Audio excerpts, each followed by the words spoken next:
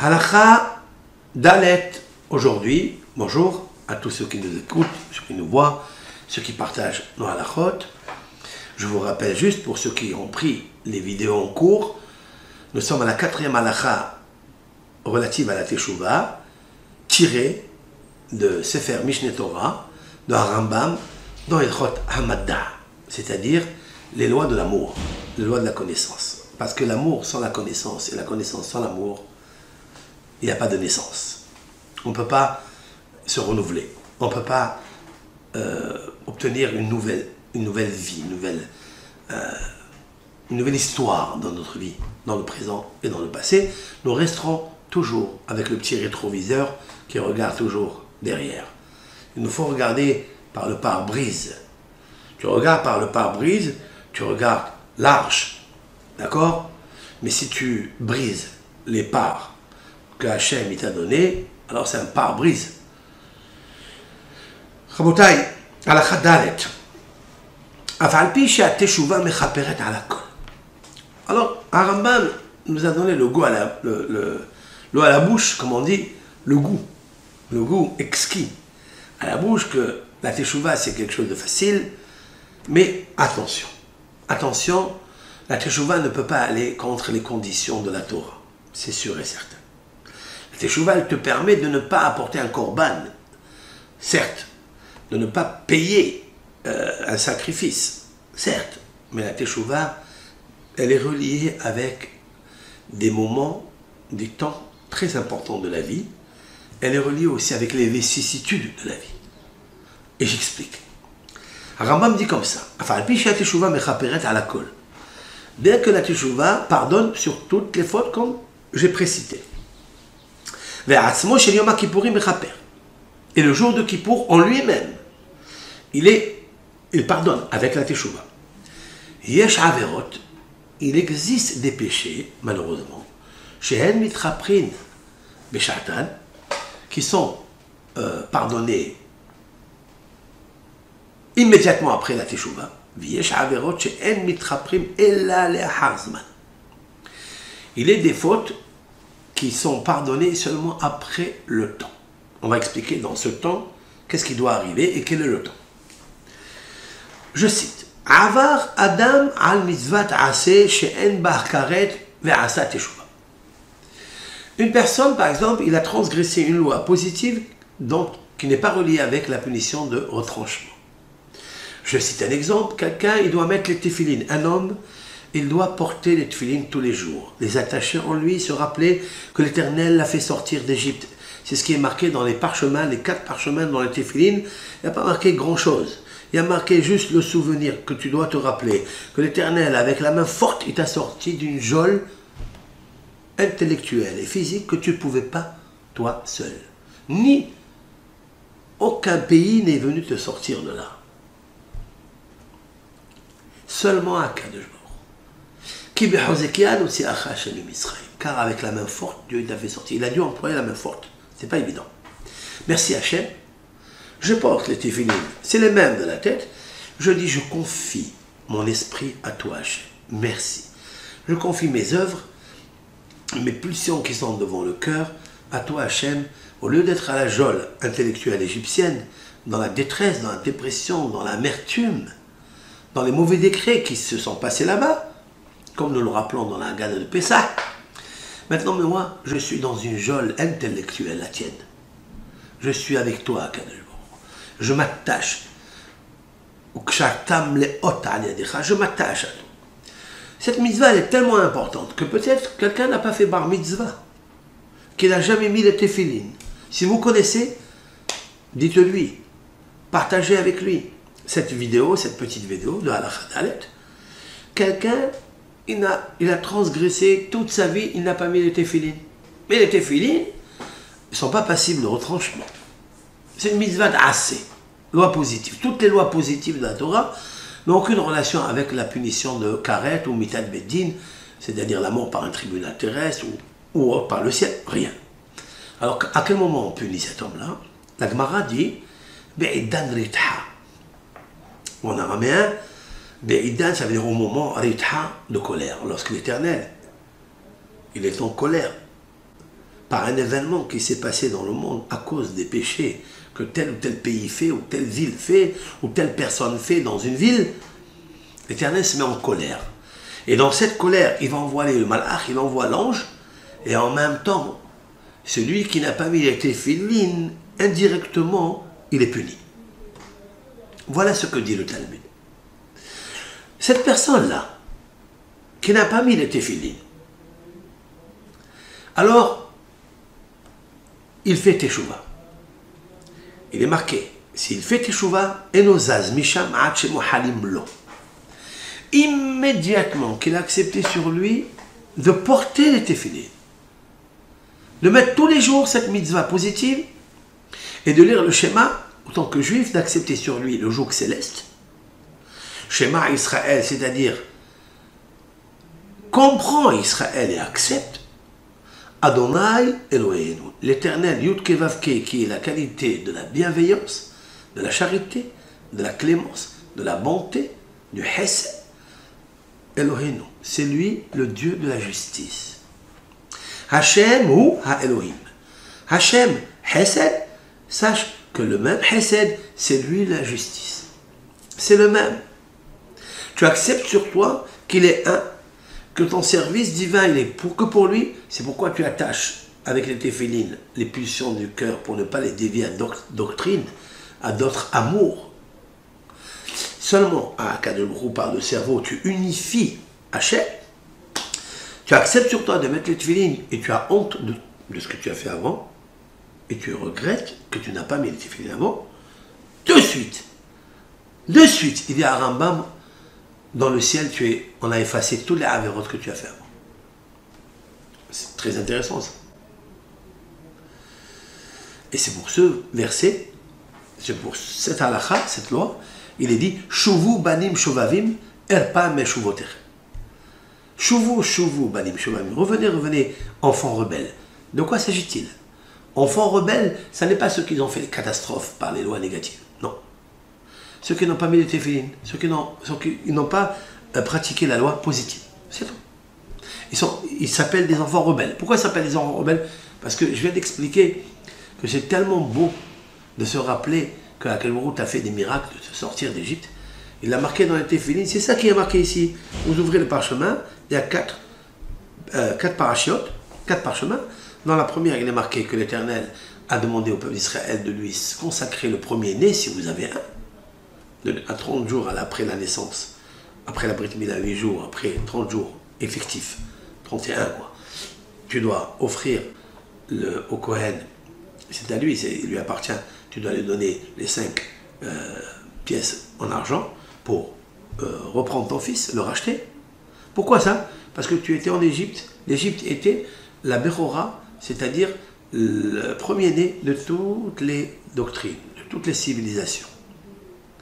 Et toi, le peuple d'Israël qui est le premier-né, le peuple élu et premier-né de l'histoire, et qui aime la sagesse qui est le premier-né, Bereshit, Reshit Chorma, eh bien, tu étais là-bas en geôle, il t'a fait sortir de là-bas de la matrice. Quand il sort ton fils de la matrice, ben 30 jours après, tu devras le racheter.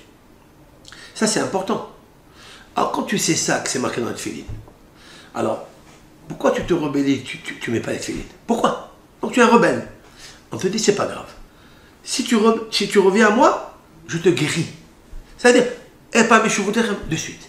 De suite, je te guéris. C'est très important ça. Maintenant, ça c'est la loi positive qui, comme les téphilin.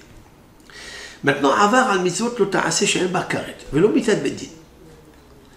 Quelqu'un qui a transgressé une loi négative, il a coupé le jour de Shabbat. Il a arrosé le jour de Shabbat. Il a allumé le jour de Shabbat. Mais il n'y a pas de retranchement. Non. Celle de Shabbat, non. S'il a fait par inadvertance, oui. Je reprends le texte, non. Celle de Shabbat, toutes les lois de Shabbat ont un karet. Karet, ça veut dire ils ont un retranchement, même s'il n'est pas passible de mort par le tribunal terrestre, mais il a un retranchement parce que la loi de Shabbat, elle est hamoura. Elle est très sévère. Alors, d'autres lois. Maintenant, עבר על מצוות לא תעשה, שאין בה כרת ולא מיתת בדין. ועשה תשובה, il a fait תשובה. תשובת עולם. Il fait תשובה maintenant, il ne recommence plus. Il a eu honte, il s'est humilié, il a regretté sa faute. La teshuva n'est pas encore pardonnée. Il faut qu'il attende le jour de Kippour. La teshuva, juste, elle suspend la punition qu'il doit recevoir. Parce que s'il doit recevoir un châtiment du ciel, la teshuva, c'est comme un bouclier, un veto momentané, mais il faut attendre la période de Tishrei, le jour de Kippour. La teshuva et le jour de Kippour lui pardonnent cette faute. C'est déjà pas mal. Et sur ces avérotes là, ces péchés, il est marqué Kibayom Azeh Chaper Alechem. Seulement ce jour-là, avec la teshuva, je vous pardonne les fautes. Avar al kritut ou mitot bedin ve'asat teshuva. Maintenant, la sévère, celles qui sont sévères. S'il a transgressé une loi qui demande un karet, un retranchement, ou bien une peine de mort par le bedin. Ve'asat teshuva. Et il a fait teshuva. La teshuva, elle sert. Yom Kippour avec, mais il a besoin d'une troisième chose. Pour lui pardonner, il faut la teshuva, Yom Kippour, ve'yisurim abaim ala gomrim lo hakapar. Il faille recevoir les souffrances. Akadosh Baruch Hu, il dit, ce péché-là, je ne peux pas lui enlever. C'est une tâche tellement ancrée dans le tissu de son corps et de son âme, il a besoin d'un lavage 5 à sec. Et donc, il a besoin d'une lessive particulière qui s'appelle les Yesourim. Les Yesourim, ce sont des épreuves, c'est des souffrances, des maladies. Il est obligé de passer perte pécuniaire, c'est des Yesourim. C'est quoi les Yesourim? Les Yesourim, c'est quelqu'un qui fait entrer la main dans sa poche en pensant qu'il a 2 euros et il trouve que 1 euro. Et il a un chagrin. Il a pensé comme ça. Il pensait qu'il avait 100 euros dans sa poche. Quand il arrive devant le supermarché pour payer à la caisse, il se rend compte qu'il n'a que 50 euros. Il est gêné. Ça pardonne aussi les fautes. On n'a pas besoin de recevoir des coups de mastodone pour rappeler ça les souris. Après, bien sûr, chacun ce qu'il subit. Et chacun ce qu'il subit, il faut savoir que les Issourim, c'est-à-dire les maladies et autres qui arrivent à l'homme, elles ont un Waze, un GPS. Elles savent quand elles rentrer, pourquoi rentrer et à quel moment elles doivent sortir de là. C'est Dieu qui les conduit. Il leur a donné l'ordre de rentrer et l'ordre de sortir à un temps et pas avant. Ça, il faut le savoir. On s'étonne des fois, il est trop malade, et trop de temps il a été malade, c'est trop dur. C'est insupportable pour la famille. Ça, c'est vrai. Et on souffre de ça. C'est vrai. Et tout le monde se demande la question, comment faire? Il n'y a rien à faire. Il y a à attendre que le grand professeur, Akadosh Baruch Hu, il dise à ses Yesourim, à ses anges, de se retirer de ce corps. Et lorsque arrive le moment, en une fraction de seconde, en un clin d'œil, tu n'as même pas besoin, hop, tu te retrouves dans la santé, dans la bonté, dans le reste. Mais pour l'instant, il faut recevoir Be'ahava. Il faut recevoir avec amour et avec joie ce que tu as. Parce que c'est pour ton bien, pour te les laver, pour te lessiver de ta tâche. Parce que tu ne sais pas qu'est-ce que c'est la honte dans la Maba. Tu ne connais pas. Si on te donnait l'autorisation de savoir quelle est la honte, tu aurais accepté toutes les épreuves du monde, toutes les souffrances dans ce monde, pour ne pas les avoir une seconde là-bas. Comme a dit Job dans son livre. Voilà donc, si quelqu'un, il a fait un péché qui est haïf karet, comme j'ai expliqué, il a mangé du suif, ou quelqu'un, il a transgressé le Shabbat, il est monté en voiture, il y a 10 personnes qui le voient, et il s'en fout. Il faut savoir qu'il a le karet. Et si on l'a averti, 2 témoins lui ont dit, ne fais pas ça, ne fais pas, il le fait, il est passible de mort par le Bedin. Il n'y a pas de Bedin aujourd'hui. Mais il faut qu'il marque dans le calepin, moi, tel fils de tel, j'ai commis une avéra gravissime le jour de Shabbat. Il faut qu'il le marque. Ah, comment faire? Il faut faire teshuva. Tu as fait teshuva, ça ne suffit pas. Ce n'est qu'un bouclier pour ne pas que le châtiment arrive. Il faut attendre le jour de Kippour, et le jour de Kippour prend sur toi de ne plus refaire la Havera, mais ça ne suffit pas. Si quelqu'un, il a commis une faute avec une fille Nida ou avec sa femme, il ne sait pas, là il est Hayav Karet. Il doit faire une grande teshuva, il doit attendre le jour de Kippour. Et quand il a des pertes pécuniaires, ou quand il est gêné quelque part parce qu'il a eu honte, ou etc., ou il a une maladie, ou ses enfants subissent des maladies, il doit être fort et accepter sur lui cela. Ces trois choses-là lui pardonnent la faute qu'il a faite.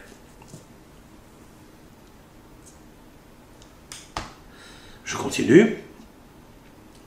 Tout ça, c'est dans des actions qu'il a fait, donc, une mitzvah positive, une mitzvah négative, une mitzvah qui est reliée à karet, ou bien à la peine de mort par le Beddin, etc., comme c'est marqué dans la Torah. Mais attention, il y a une autre halakha qu'elle ne pardonne pas du tout jusqu'au jour de la mort. C'est laquelle? C'est quelqu'un, il a fait une avera qui est accrochée à Hilul Hashem, c'est-à-dire il a profané le nom d'Hachem. Il est connu, etc. Et il a fait telle avera. On dit, tiens, regarde, telle et telle personne, il a fait cette avera. Et les gens commencent à parler de lui. Ou un comportement, un mauvais comportement de Talmid Chacham. Ou bien la honte de Talmid Chacham. Et tout ça, c'est une avera qui est reliée avec Hilul Hashem, c'est-à-dire la profanation du nom d'Hachem, où tout le monde aujourd'hui le sait. Même s'il fait tchouva, même qu'il arrive le jour de Kippour, même qu'il a souffert par des souffrances, maladies ou autres, ça ne guérit pas, ça ne pardonne pas, il faut le jour de la mort. Comme il est marqué, il est avéré et vérifié devant Hachem Tsevakot, que ce péché, il dit le prophète au peuple d'Israël, ce péché ne sera pas pardonné, même si tu fais tchouva, kippour et les sourim, ad jusqu'à temutun, yom amavet, jusqu'au jour de la mort. Mita mechaperet. Voilà donc cette halakha qui est important, halakha dalet, du Perek Rishon de Harambam. Puisse Akadosh Baruch Hu nous aider à faire teshuvah. Mais je voudrais ajouter quelque chose maintenant. C'est vrai que tout ce qui est marqué, c'est Emet, c'est Harambam, et personne ne contredit. Mais le Gaon Hida, notre maître nucléaire, Rabbi Haim Yosef David Azoulay, a ajouté quelque chose. Si une personne, elle a fait une mitzvah, et grâce à ça, il a créé le Kiddush Hashem. Par exemple, il était dans une synagogue en train de prier. Et une personne, par inadvertance, elle l'a poussé. Et lui, il se retourne et il dit, mais pourquoi vous m'avez fait une chose pareille? Qu'est-ce qui se passe? Mais vous m'avez frappé, vous m'avez fait... Il invente quelque chose et ça, devant tout le monde, il reçoit une humiliation grandiose. Avec des injures, avec des offenses. Et il se tait. Il ne parle pas. Il baisse la tête. Pour le kavod de Hachem, il se tait. C'est une synagogue, devant le kahal, il ne dit rien. Il faut qu'il soit préparé à ça. Akadosh Baruch Hu, il lui pardonne de suite. Avec le jour de Kippour. Et peut-être, il n'aura plus les Issourim qu'il devait recevoir. Parce qu'il est obligé de passer par le process, la dimension 3, Kippour, Teshuvah et Issourim. C'est-à-dire les malheurs qui lui arrivent, les détresses qui lui arrivent. C'est obligé, comme on l'a expliqué.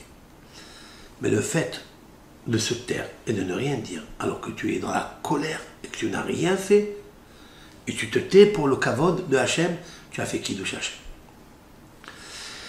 Kiddush Hachem, il répare toutes les averot. Ça, c'est la première. La deuxième, le Gaon Hida a dit au nom des Mekoubalim que s'il fait les mitzvot et la teshuvah avec joie, il fait Bessimah Gdola, il n'a pas besoin des 4 peines de mort. Comme ça, il a expliqué le Rav Hida. Pour cela, j'apporterai un cours bien élargi, bien détaillé. Kol Tov Lachem pour ce Perek Rishon de Teshuvah.